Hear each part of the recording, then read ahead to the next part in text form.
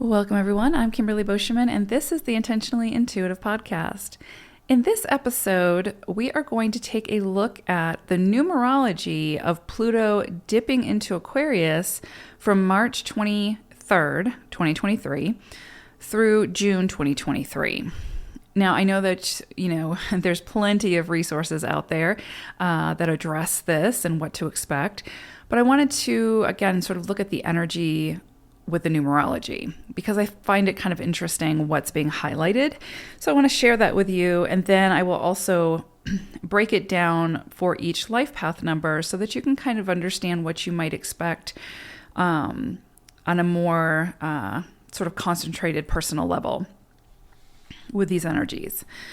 So Pluto's stay in Aquarius for the next couple of months anyway will give us a taste of what we may further expect or what might be highlighted when Pluto ingresses into Aquarius for its more lengthy stay of 20 plus years, which will begin March 2024.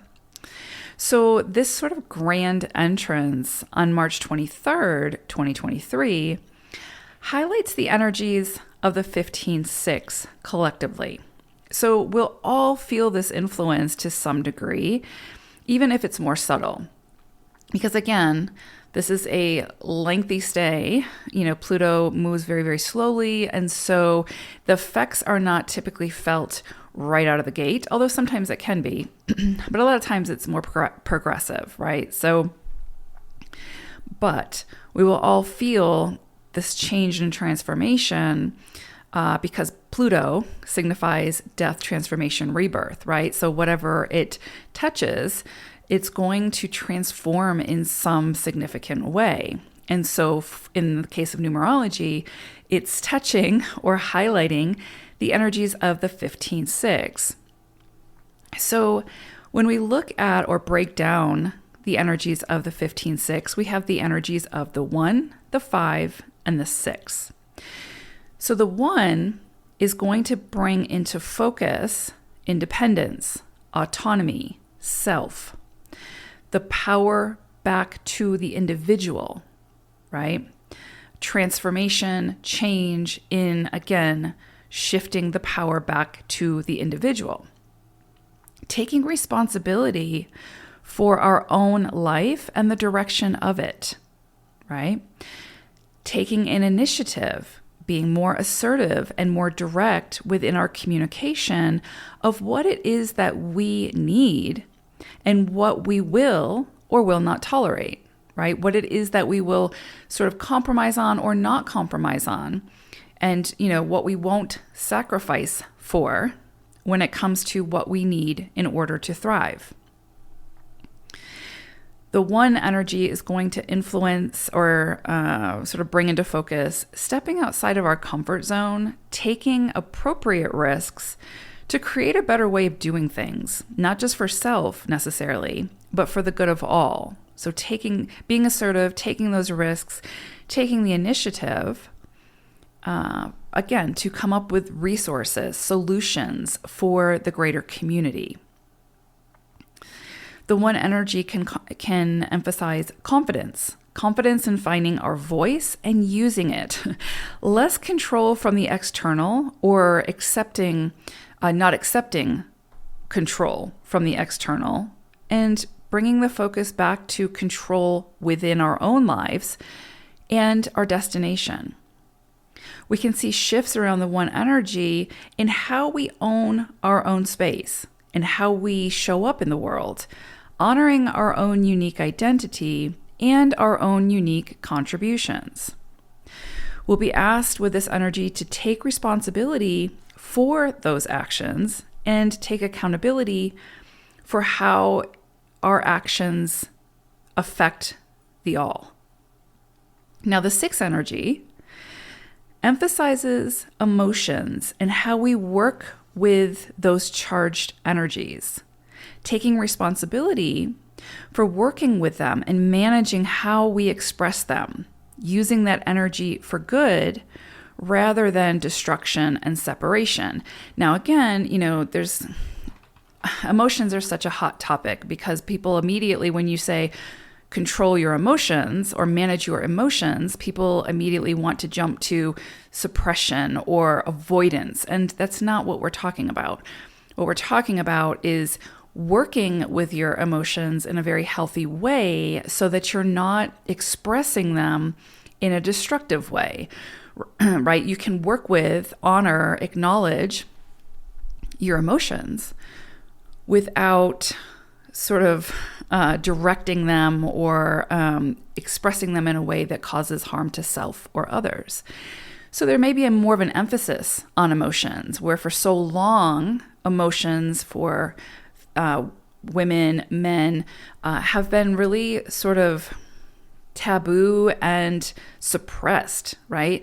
For women, if you're emotional, you're hysterical, right? You're out of control and you're not taken seriously. For men in society, if they express emotions, they are weak, right? And of course, I'm not talking about like anger and that sort of thing. For whatever reason, we've become a society that respects expressing anger and violence and all those things. And so I think there's probably going to be a shift where we start respecting having greater control and management of those emotions rather than letting the emotions control us, right? It's so much healthier for self and others when we can manage and work with that very charged energy in a healthy way. And the 6 energy being highlighted puts emphasis on that.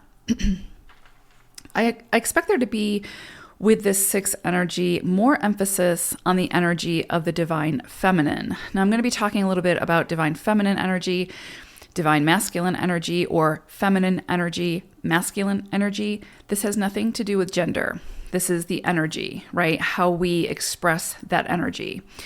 So keep that in mind as we move through this. I know that if you listen to my channel, you already are aware of that, but I'm just putting that out there. So with the 6, I do expect to see a greater emphasis on the energy of the feminine.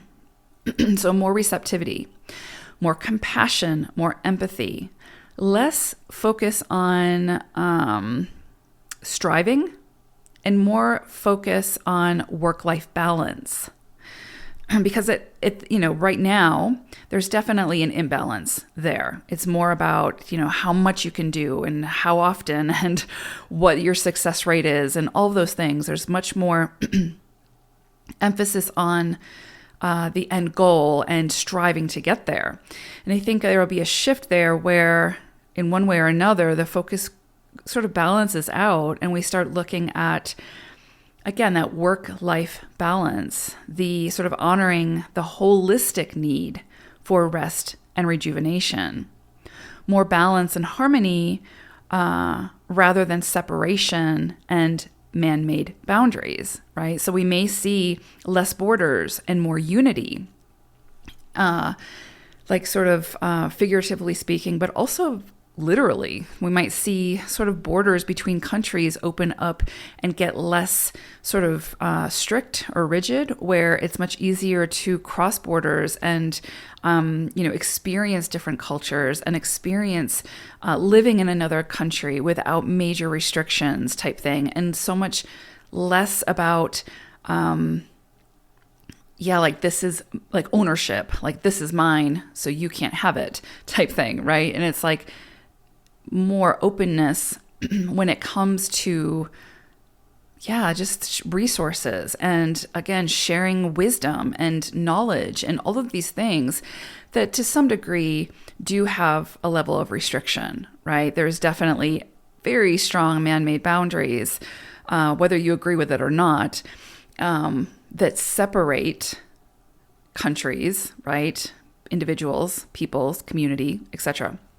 And I think that with the emphasis on the 6, there's going to be much more about the greater community. So a greater coming together. So lessening of those borders. Again, whether you like it or not, this is the energy that's being highlighted.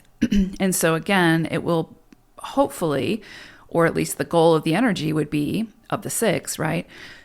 is to bring people together, to work together more and be less divided. And so that brings into focus man-made boundaries and alleviating them or lessening them in some way to, again, find balance. I believe under the sixth energy, we'll see a deeper understanding of the needs of others. And again, the greater community, taking into account other perspectives, other ideas. This is a big one. And this is something that we're not very good at. We try to be, but it's definitely something that needs to come into balance, right? And I think the energy of this, Pluto highlighting this sixth energy is going to bring that into the focus. Now, the 5 brings the change, brings the transformation, brings the unconventional ideas. And so one of those things would be like if you felt sort of some kind of emotional charge about me talking about man-made boundaries and, countries opening their borders more and being a little bit more open with that. This is an unconventional idea, right? I mean, other people have had it, obviously, but it's like one of those things where it's outside the box. It's outside the norm. It's outside of the way that we've always done things. And so the 5 energy is going to ask us to think differently, to do differently, come up with those unconventional ideas and then do something with them to assist in merging the energies of the 1, which is more masculine energy of action, self-giving, with the more feminine energies of the 6, receptivity, stillness, compassion. Pluto in Aquarius has the potential over the next 20 plus years to lessen the gap between the divine feminine energies and the divine masculine energies, to create greater balance and harmony in how we honor self and how we honor others in a more elevated way. So we hear a lot of people talking about the rise of the divine feminine, and really what the potential is that the focus or the emphasis on the masculine energy will start to lessen as the feminine energies begin to rise, and they will meet somewhere in the middle, right? Balancing those energies, because if we have too much of either, it's imbalance, it's disharmony. And so the goal, and Pluto is always, the goal of Pluto is to come in, dismantle, and then force rebuilding of something for it to become more spiritually elevated, to step into a higher octave, right? So where there is imbalance, Pluto will come in and sort of rip it apart, break it back down to its core, and force us to rebuild in some way. But the goal, though it can be challenging when we're in it, is to get us to collectively a higher octave, right? A higher consciousness, an elevated state of being. So it completely makes sense, given the imbalance between the feminine and the masculine energies, that Pluto would come in and put a focus on this in the age of Aquarius, which again is unconventional thinking, doing things differently, taking into consideration self and all. So big energies that we're working with here for the next 20 plus years. And I will say that change does not happen without resistance. So we can expect, with 5 energy, we can expect the unexpected. When it comes to those not ready or willing to meet in the middle, some people do thrive off of separation and won't give in easily. But Pluto is a relentless energy, and so is the energy of the 5. So though it will probably, likely be slow and progressive and not without chaos and conflict, when, this transit is over, we'll likely see greater balancing of these energies collectively than we have ever seen, in thousands and thousands of years throughout history. I certainly hope so anyway. Okay, let's go ahead and take a look at how these energies may affect each life path number. Life Path 4, this is incredibly beautiful energy that you all are working with, or we all, I also am a 4, which is 10-1 energy. And so there's absolutely something here for the next 20 years where, and this is very nuanced, but where we're really going to be looking at creating something different that hasn't been created before, being the trailblazer, being the visionary, taking those big ideas, finding the confidence, taking those big ideas or somebody else's ideas and building them out, right? So it's very possible that this could be a very collaborative period where we're working with others who have great ideas, and the 4, who is the builder, right? The teacher, the expert, can come in and create that, build that out, right? And do it in a way that it's going to be sustainable, which is absolutely what, Pluto wants. So with the energy of those 0, 10, right? There's something new here. There's something that hasn't been created before. It's something coming from nothing. It's a clean slate. It's, basically we're being given a clean slate.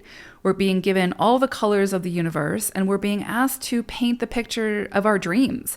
That has the potential to bring a greater resource to the all, right? So becoming a strong leader, but leading alongside of others and doing so in a collaborative way. So there's absolutely something big here around being the visionary, being the trailblazer, even if people don't understand, and I can almost guarantee that they won't until it's created. So that's kind of the energy of the 1, is a lot of times it's a very independent energy in the sense that it gets the vision, it gets the idea, and then it has to come up with how to create it and face the odds of doing that and not having a tremendous amount of support, but following that vision anyway. And what's beautiful about this is this ties in so beautifully with a lot of the 4 energy. So it's very possible that over the next 20 years, you will be building something, creating something that has the potential to be, very impactful and very different from what we have seen before. And 4s working with 1 energy will be at the forefront of that, right? So incredibly beautiful energy. This is also asking us to get very much in touch with ourselves and being more assertive, not being too rigid in our thinking, right? Because 4s can get stuck in that. Not being too controlling, making sure that we're not trying to control the environment too much, that we surrender when we need to surrender. We're still following from our heart center, but there's absolutely something here about getting greater self-awareness, right? Like fully, or getting to a better space of truly understanding ourselves, standing in our own autonomy and honoring that. So a lot of what I talked about with the 1 energy in the prelude, in the beginning message. I don't know, it's completely out of my mind at the moment. In the intro, that's what I'm looking for. In the intro, oh my goodness. Okay, so a lot of what I talked about with that 1 energy will be coming into play for 1s, but really, just a greater understanding of self. There could very much come up a lot around emotions that maybe you've been suppressing that could come up during this time as well. So just be aware of that. It's just an opportunity to get in greater touch with self with this energy. Okay. Especially again, 10-1 energy. But really, I think a big piece of this is to use the gifts of the 4 to build something, to work with others, to build something significant. So, no pressure, 4s, but this is beautiful, and I mean, this is kind of this is really speaking to 4 energy anyway. So it very much complements it, but it's giving you a green light to do that. And what's kind of beautiful about this too is 1 energy. It's a lot more impulsive. It's quicker to take risks. So you probably will be encouraged to take bigger risks, which can sometimes be challenging for 4s, but you will probably be asked to do that. It can be more impulsive, so that can be a little bit of challenging energy for 4 as well, because the 4 life path is meant to do things, it's going to take time, right? So you probably will feel this energy of, I want to get this done, I want to go for this type thing and make it happen today. But you're a 4, so it's going to take time, right? You're building something that's meant to last the test of time. So don't be surprised if it quite literally takes, majority of this transit to see this come to completion. So give yourself space, time, patience, grace, all of those things to do this, and don't lose sight of the vision. Keep going, be resilient, keep pushing towards it if it's what you want. So fantastic energy for 4s. I'm kind of excited about this. So, all right, take care, everyone. Thanks for listening. Bye for now.